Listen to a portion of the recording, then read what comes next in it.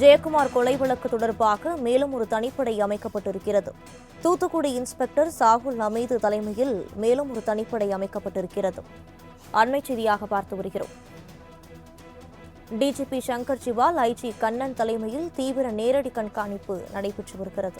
இது தொடர்பான கூடுதல் விவரங்களை வழங்குவதற்காக செய்தியாளர் சரவணன் இணைப்பில் இருக்கிறார். வணக்கம் சரவணன், விவரங்களை பதிவு பண்ணலாம். வணக்கம் மணிதா.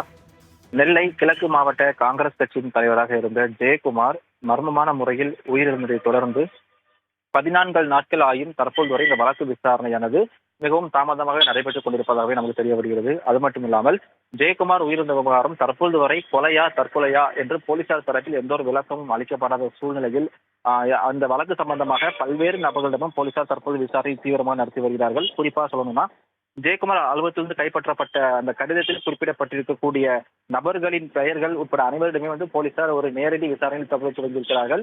மேலும் சொல்ல வேண்டுமேயானால், நெல்லை மாவட்ட காவல் கண்காணிப்பாளர் சிலம்பரசன் தலைமையில் அமைக்கப்பட்டிருந்த 10 தனிப்படைகளில் 6 தனிப்படைகள் உவரி மற்றும் திருநெல்வேலி, அது மட்டுமல்லாமல் ஜெயக்குமாரின் சொந்த ஊரான கரைசுத்துப்புதூர் ஆகிய பகுதிகளில் அங்கேயே முகாமிட்டு இந்த வழக்கு விசாரணை குறித்து விசாரித்து வந்தார்கள்.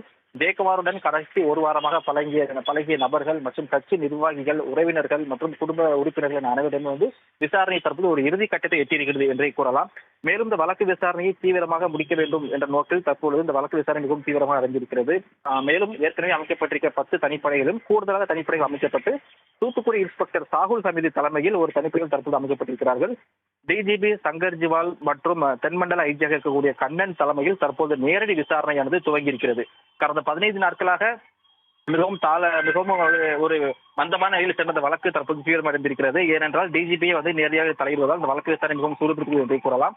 மரணம் அடைந்த காங்கிரஸ் தலைவர் ஜெயக்குமார் வீட்டிற்கு நேற்று மாலை 4 வாகனங்களில் சென்ற தனிப்படை போலீசார் குடும்ப உறுப்பினர்களிடம் தீவிரமாக விசாரணை நடத்தி வருகிறார்கள். அதாவது விசாரணைக்கு குடும்ப உறுப்பினர்கள் எங்கே இருந்தார்கள், அவர்களது வீட்டில் சிசிடிவி கேமராக்கள் கடந்த ஒரு வாரமாக வேலை செய்யவில்லை என்றும் கூறப்படுகிறது. அது ஏன் வேலை செய்யவில்லை என்ற அடுக்கடுக்கான கேள்விகள் குடும்ப உறுப்பினர்கள் போலீசார் முன்வைத்ததாக கூறப்படுகிறது.